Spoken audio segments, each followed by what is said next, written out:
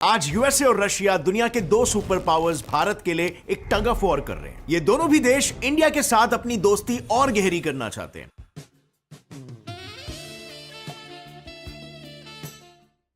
In fact India आज के तारीख में बाकी देशों का भी एक फेवरेट डिप्लोमेटिक डेजिग्नेशन। इसके अलावा अगर मैं देखूं तो पिछले कुछ अरसे से जो है इंडिया ने अपनी इकोनॉमी के लिए, अपने मुल्क की तरक्की के लिए जिस तरह अपनी पॉलिसीज को रिशेप किया है, जिस तरह इनके टाइम टू टाइम चेंज करते रहते हैं, वो भारत उनके पढ़ने में आ जाए भाई। लेकिन भारत कहता है मैं न्यूट्रली खुश हूं भाई। और अगर तो अमेरिका में कहता हूँ कि दोबारा पैदा होकर भी आके इंडिया के साथ बोले ना मेरे साथ दोस्ती कर, तो कभी उस लेवल की दोस्ती ना हो कि उस दोस्ती से रशिया को नुकसान हो। मेरा नाम है गौरव और यूएस जिसकी आइडियोलॉजी पहले काफी प्रो पाकिस्तान हुआ करती थी और एंटी इंडिया भी, आज वो सामने से इंडिया को फ्रेंडशिप प्रपोजल्स भेज रहे हैं। For multiple decades, Western countries did not supply weapons to India.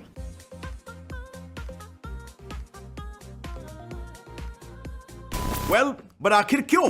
क्योंकि आज के तारीख में नए जियोपॉलिटिकल प्लेग्राउंड यानी इंडो पैसिफिक का सबसे बड़ा खिलाड़ी भारत है। India is an essential partner for us in realizing our shared vision of a free and open Indo-Pacific. अब दूसरी ओर रशिया और इंडिया के टाइज तो काफी अच्छे हैं, लेकिन आज की तारीख में रशिया की स्थिति ऐसी है कि दो ही लोग हैं जिससे रशिया कभी भी रूठना अफोर्ड नहीं कर सकता। एक है चाइना के शी जिनपिंग और दूसरे भारत के Narendra Modi. if there were two people on the planet that Vladimir Putin did not want to get the cold shoulder from, or doesn't want to in general, it's Xi Jinping and Narendra Modi. In fact Putin की और नरेंद्र मोदी की तो personally भी काफी गहरी दोस्ती है, और ये दोस्ती इसी क्लिप से झलकती है जहां पर 50 मिनट के डिनर को 3.25 घंटे तक खींच लिया।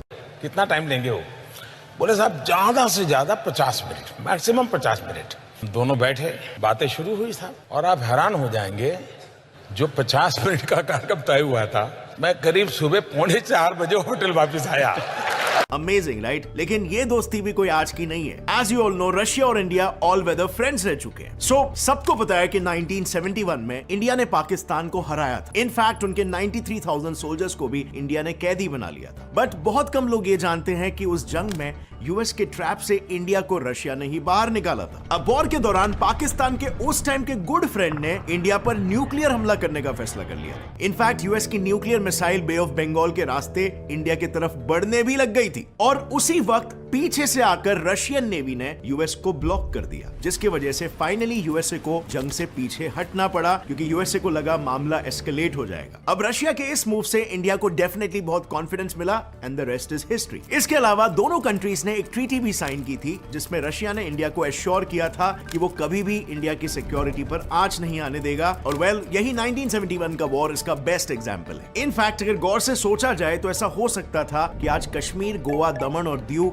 इंडिया के पास होते ही नहीं अगर रशिया ने यूएन में अपने वीटो पावर का यूज करके इन रीजन्स को इंटरनेशनलाइज या सिंपली इंडिया से सेपरेट होने से रोका ना होता। Because as you know, UN के 5 परमानेंट मेंबर्स में से अगर एक ने भी वीटो पावर यूज किया तो कोई भी रेजोल्यूशन पास नहीं हो सकता, और रशिया ने इंडिया के सपोर्ट में यूज किया था। इनफैक्ट इतिहास में जब भी कोई एंटी इंडिया रेजोल्यूशंस उठे हैं तो रशिया ने हमेशा उनको वीटो ही किया है, and this makes India feel कि Russia is truly an all weather friend. India और रशिया के बीच अभी एक अच्छी खासी अंडरस्टैंडिंग है, और इसी वफादारी को इंडिया भी चुकाता है रशिया से डिफेंस इक्विपमेंट्स परचेज करके रशिया को बिजनेस देकर। इंडिया के ऑलमोस्ट 50% डिफेंस इक्विपमेंट्स रशिया से ही आते हैं। और मजे की बात तो यह है, जब यूएस ने इंडिया को रशियन ऑयल खरीदने से मना किया था तो इंडिया ने कम करने की जगह पर उल्टा इंपोर्ट्स और बढ़ा दिए। बट हाँ, जब बात यूक्रेन वॉर पर आई तो मोदी जी ने अपना पॉइंट भी साफ साफ पुतिन के सामने रख दिया। आज का युग युद्ध का है नहीं, और हमने फोन पर भी कई बार आपसे इस विषय में बात की है। उन्होंने पुतिन को ये क्लियरली कहा, this is not an era of war. पर इंटरेस्टिंग बात तो ये है कि पुतिन ने भी बिना हिचकिचाए ये एडमिट किया कि या इंडिया के कंसर्न्स वो समझ सकते हैं और उस पर काम भी करेंगे। It is not very good news. I know about your position on the conflict in Ukraine, and I know about your concerns. I know that you share these concerns. And we want all of this to end as soon as possible. So clearly इन वार्तालाप से India के diplomatic relations Russia के साथ दिखते हैं। अब दूसरे तरफ यूएसए में अंडरस्टैंडिंग कैसे इंप्रूव हुई इसके बारे में भी थोड़ा जान लेते हैं, ताकि हम ये जान सके कि इस पॉइंट पे यूएसए को सपोर्ट करना या रशिया को सपोर्ट करना इंडिया के लिए ज्यादा फायदेमंद साबित हो सकता है। सो जैसे आप सभी जानते हो, यूएस के साथ इंडिया की अंडरस्टैंडिंग स्टार्टिंग में बिल्कुल भी अच्छी नहीं थी कि वो इस इंडो पैसिफिक रीजन को एशिया पैसिफिक बोलते थे, सिर्फ ताकि इंडो ये नाम से वो इसे रेफर ना कर सके। I repeat, will not come at the expense of the Asia Pacific. इसके अलावा अगर वहीं पर हम 1971 की बात करें तो ये था यूएस का बैटलफील्ड, और यहां से यूएस ने भेजी थी अपनी नेवी, जिसके साथ था उस टाइम का सबसे खतरनाक 75,000 ton nuclear powered aircraft carrier, जो बाय द वे इंडिया के विक्रांत से ऑलमोस्ट 3 गुना ज्यादा पावरफुल था। इसके अलावा आ रही थी ब्रिटेन की नेवी वेस्ट से इंडिया को ब्लॉक करने के लिए, and in the meanwhile US के प्रेसिडेंट निक्सन ने चाइना को कहा था कि वो भी नॉर्थ से इंडिया पर अटैक करे, जिससे इंडिया चारों तरफ से घिर जाए। अब इंडिया का नसीब उस वक्त अच्छा था कि चाइना ने निक्सन की बात नहीं मानी, और क्यों नहीं मानी उस वक्त उसका एग्जैक्ट रीजन हमें पता नहीं, बट इससे इतना तो बिल्कुल क्लियर हो गया कि यूएस का फोकस बांग्लादेश पर कम और इंडिया की तरफ ज्यादा था। सिचुएशन इतनी क्रिटिकल थी कि वर्ल्ड वॉर 3 तक की नौबत आ गई थी, और ऐसा खुद इंदिरा गांधी ने कहा था, और आगे मैटर कैसे अनफोल्ड हुआ उसके बारे में हम बात कर चुके हैं। इनफैक्ट अगर रीसेंट केस की बात करें तो 2016 में जब इंडियन मिलिट्री कैंप पर उरी अटैक हुआ था, तब भी यूएस स्टेट स्पोक्सपर्सन ने अटैक में पाकिस्तान की इन्वॉल्वमेंट को पूरी तरीके से नकार दिया था। And as we all know, सारे एविडेंसेस पाकिस्तान के खिलाफ थे, लेकिन यूएस ने फिर भी सपोर्ट किया। सो ये सारे एपिसोड्स मैं इसीलिए बता रहा हूं ताकि आप समझ सको कि यूएस किस हद तक जा सकता है रशिया और उनके एलाइज को काउंटर करने के लिए, और इंडिया के तरफ रशिया का हमेशा से सॉफ्ट कॉर्नर क्यों रहा है, इसके पीछे का भी रीजन आपको मालूम होगा।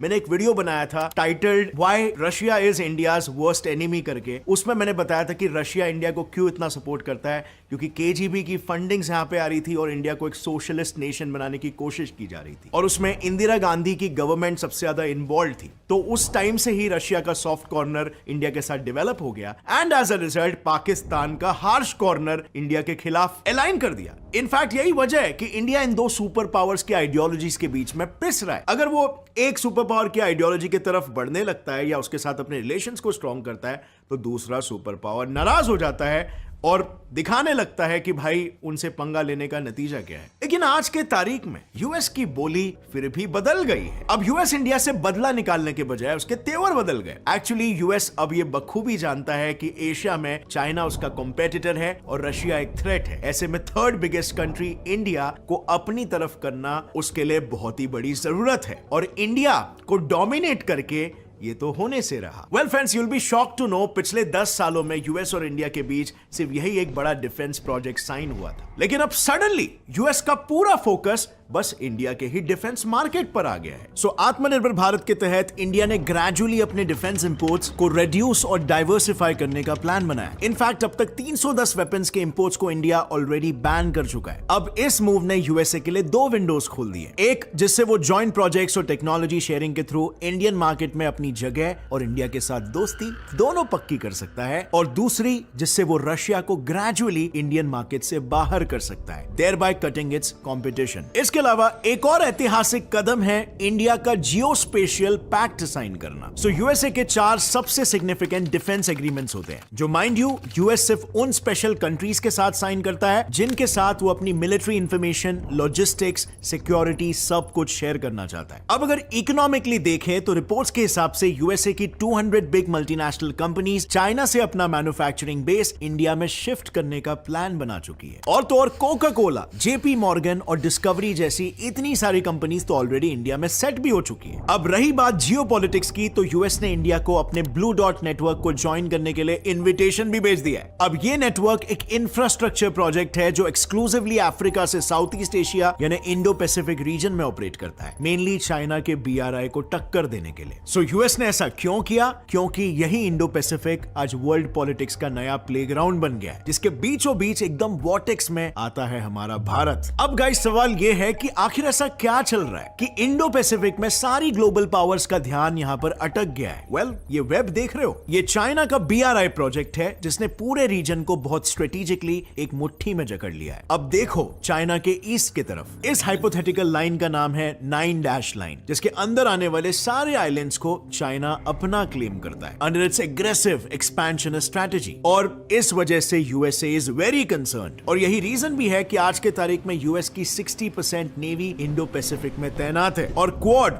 ऑकुस जैसे ग्रुप्स भी स्पेसिफिकली चाइना को काउंटर करने के लिए ही बनाए जा रहे हैं। अगेन आई रिपीट, सबकी नजर इंडो पैसिफिक में ही है ऑन अ ग्लोबल लेवल। इसके पीछे एक और एक रीजन भी है। वर्ल्ड का 80% ट्रेड मैरीटाइम यानी पानी के रास्ते से ही होता है, और हर 5 में से 3 शिप्स नेसेसरीली इंडो पैसिफिक से होते हुए ही जाती है। सो अब आपको क्लियरली समझ में आ रहा है ये एरिया कितना स्ट्रेटेजिक इंपॉर्टेंस का है। अब इस सब के बीच में इंडिया कहां पर स्टैंड करता है? वेल, क्या आपको पता है इस एरिया में इंडिया की सेंट्रल लोकेशन को देखते हुए जापान के एक्स प्रधानमंत्री शिंजो एबे ने इसका नाम इंडो पैसिफिक रख दिया था। और इंटरेस्टिंगली आज अगर आप उन्हीं US ऑफिशियल्स के इंटरव्यूज देखोगे तो वो भी इंडिया के गुड बुक्स में आने के लिए इंडो पैसिफिक टर्म को ही यूज कर रहे हैं। And now going back to India, एक पेनिनसुलर कंट्री होने के कारण हमारी काफी लॉन्ग कोस्टलाइन है, व्हिच इज अ ब्लेसिंग, क्योंकि इस कोस्टलाइन की वजह से आज इंडिया इतने सारे पोर्ट्स का घर बन गया है जो नेचुरली इंडिया को यूरोप, मिडिल ईस्ट और पैसिफिक के बीच का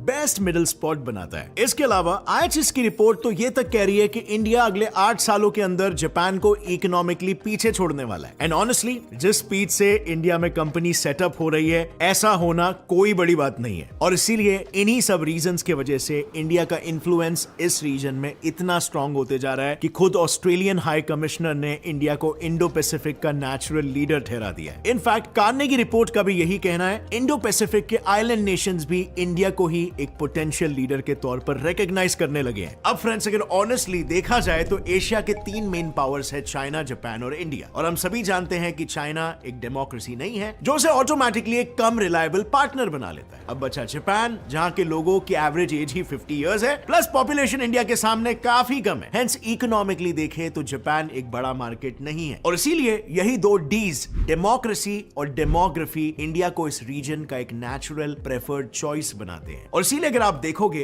तो आज इंडिया के साथ सिर्फ इंडो पैसिफिक ही नहीं बल्कि दुनिया के हर देश अच्छे रिलेशंस बना रहे हैं। सीधी सी बात है, जियोपॉलिटिक्स में चढ़ते सूरज को हर कोई सलाम करता है, और इसमें हमने ऑलरेडी एक वीडियो भी बनाया। अगर आपको देखना है तो आप ऊपर आई बटन पर क्लिक कर सकते हो, या फिर YouTube पे सिर्फ टाइप कर सकते हो, why every country wants to be a friend of India. So या friends, just to conclude, India foreign relations में जियोपॉलिटिकली एक बहुत ही अच्छे पोजीशन पर आ रहा है, and it is very exciting to see India के लिए आगे आगे और क्या क्या अपॉर्चुनिटीज अनफोल्ड होने वाले। सो अगर आपको इस वीडियो से कुछ भी नया सीखने मिला, एक लाइक जरूर ठोकना। Get set fly fact channel को भी सब्सक्राइब करके बेल नोटिफिकेशन दबाओ ताकि आगे आने वाली हमारी कोई भी वीडियो को आप मिस ना कर सको। See you next time friends, till then as always stay curious, keep learning and keep growing. जय हिंद। आज के टाइम में तो कोई शक नहीं कि इंडिया अगर इकोनॉमिकली बात करें तो बहुत ज़्यादा जो है एक अच्छी स्थिति में है। और उसके अलावा अगर मैं देखूं तो पिछले कुछ अरसे से जो है इंडिया ने अपनी इकोनॉमी के लिए, अपने मुल्क की तरक्की के लिए जिस तरह अपनी पॉलिसीज़ को रिशेप किया है, जिस तरह यानी कि टाइम टू टाइम चेंज करते रहते हैं, वो वाकई काबिल तारीफ है कि आप टाइम के साथ जो है वो चल रहे हैं। वेल, मैं कहूँगी कि मैं बिल्कुल अग्री करूँगी मौजम के साथ, क्योंकि जिस हम लोग कहेंगे कि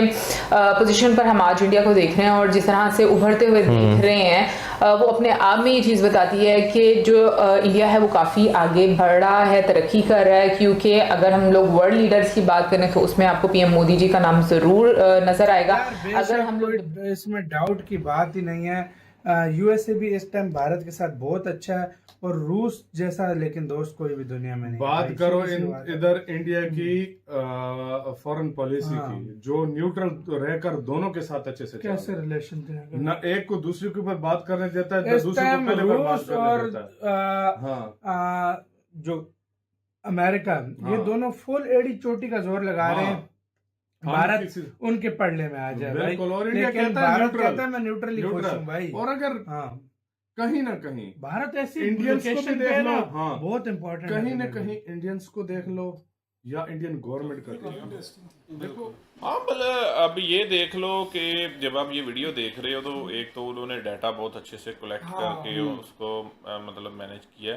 अच्छा, एक चीज़ है कि यूएस की अगर हम बात करें तो यूएसए के लिए डेफिनेटली इस पूरे खिते में एशिया की अगर हम बात करें तो उनको एक इंडिया के साथ अगर वो जाएंगे तो डेफिनेटली उनको पता होगा कि भाई अब इंडिया की देख लो कि चाइना के साथ कन्फ्लिक्शन है बिल्कुल, और रशिया अब यूएस डायरेक्टली ना तो चाइना के पास, अब चाइना की भी तो अमेरिका के साथ है। अमेरिका तो दोस्ती लेके आ रहा है, लेकिन उसका पता नहीं है कब भाई बाबा जी का ठुल्लू दिखा दे, उसका नहीं पता लगता। रशिया जो है ना इंडिया का साथ हर मोड़ पे दिया है, तो अमेरिका में कहता हूँ कि दोबारा पैदा होकर भी आके इंडिया के साथ बोले ना मेरे साथ दोस्ती कर, तो कभी उस लेवल की दोस्ती ना हो कि उस दोस्ती से रशिया को नुकसान हो। बिल्कुल अमेरिका की पॉलिसी भी यही है कि रशिया को नुकसान पहुंचाए इंडिया के थ्रू। इंडिया ये बात होने नहीं देगा।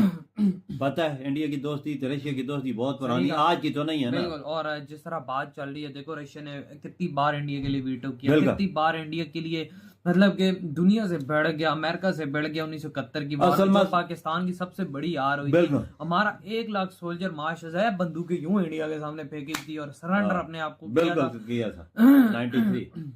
ये बहुत बड़ी बदनामी थी, हमारे माथे पे दाग है जो अब तक नहीं धुला है। वजह वही ना। हाँ, ये अमेरिका की जहाँ तक बात है, अमेरिका को लिए एक सुपर पावर, अमेरिका को एक इधर दोस्त चाहिए।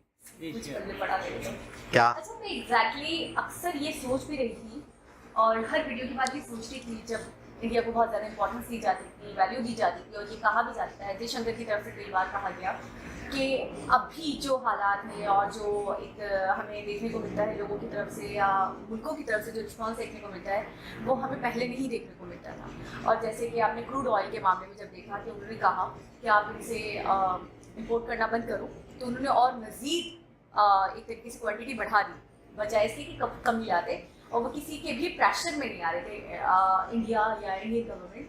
तो मैं उस वक्त ये भी सोच रही थी कि ऐसा अब क्यों कर रहे हैं, ऐसा पहले क्यों नहीं करा था। मंटोर बड़े अच्छे, मैं मेरे दोस्त इंडियन किसी ने मुझे मैसेज किया था नीचे कि आपका इल्म वाकई में कुछ नहीं है, तो मैं इस चीज़ को एक्सेप्ट करता हूँ। जो चीज़ एक्सेप्ट करने वाली होती ना उसको बरमला करना चाहिए, उसमें शर्मिंदगी महसूस नहीं करनी। हकीकत में अभी तक हमारा नॉलेज के लिहाज से और उसको एक्सप्लेन करने के लिहाज से हम बहुत ज़्यादा पीछे हैं। मैं अपनी तो बात करूँ तो मैं इसको आप भी समझ कि मैं भी स्टूडेंट ही हूँ, 1 क्लास का संभल है या 2 क्लास का संभल है, जिस तरह ये एक्सप्लेन करता है। और इसका मतलब ये कि हमें शर्मिंदगी है, और शर्मिंदगी इस भी होनी चाहिए और इसको हमें इम्प्रूव भी करना चाहिए। अगर कोई आदमी अपनी गलती तस्लीम करता है तो इसका मतलब है कि उसमें ये जज्बा है कि वो उसको इम्प्रूव करना चाहता है। जो आदमी अपनी गलती तस्लीम नहीं करता तो इसका मतलब है कि वो सबसे बड़ा जाल है। तो वो आप में नुक्स है, आप में खामी है, वो तस्लीम करें और उसको दूर करने के लिए अपनी हर मुमकिन कोशिश करें। ये बात